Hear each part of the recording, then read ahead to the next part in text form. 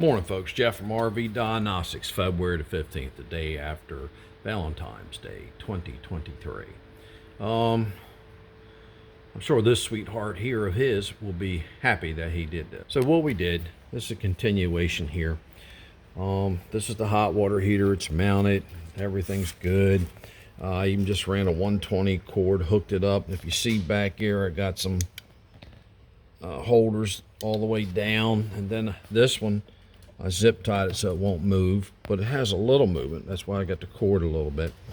Now what we're going to do is we're going to check the temperature. All right, so here you go. The temperature of the can outside is 62, and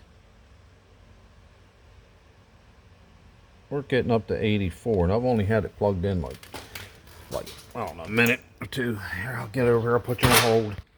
All right, so we got a 12.3 or 12.2 gauge wire going into a heavy duty 20 amp. Got a 110 box. We got it wired in here. This is the cable that goes back to the 20 amp. Now in a RV park you got 50, 30, and a 20 amp receptacle.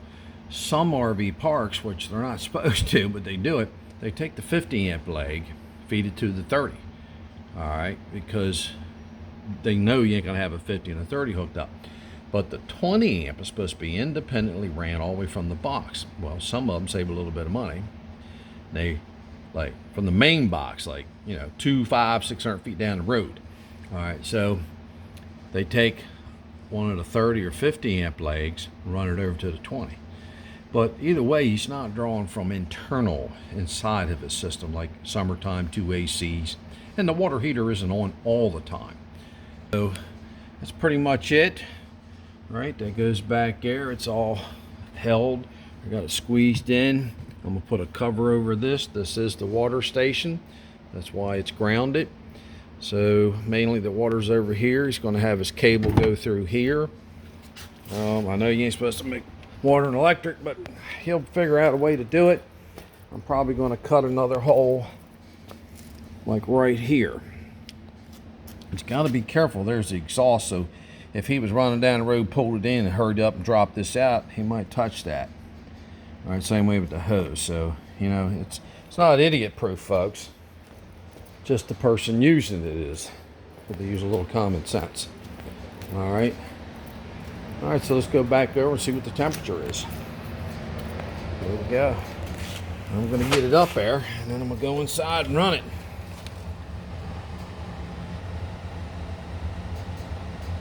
83 with a can temperature of 63 with a TP valve, temperature pressure valve of 71, so it is getting warm up there.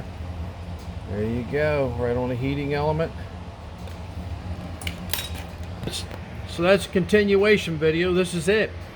I'm gonna run it through, run a hot water cycle through it a couple times. Thank you very much. This is a upgrade. A A.O. Smith 6-gallon point of use. So now he has 12 gallons of water at 140 degrees. Yes, so you get scalded, he'll be warned about it.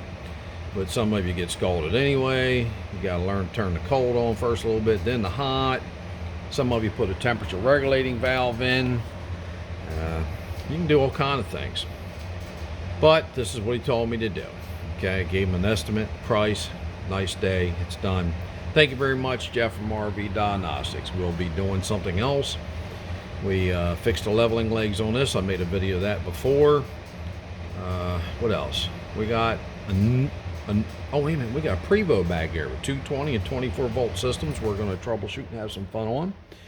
We got a slide that's creeping out on a 2008 Monaco Camelot driver's side slide. It's either leaking hose, leaking internal seal in the ram or the hydraulic cylinder, or it could be a solenoid that's sticking open a little bit, right? A little debris, dirt in it. Probably never been flushed, the fluid. Thank you very much, Jeff from RV Diagnostics.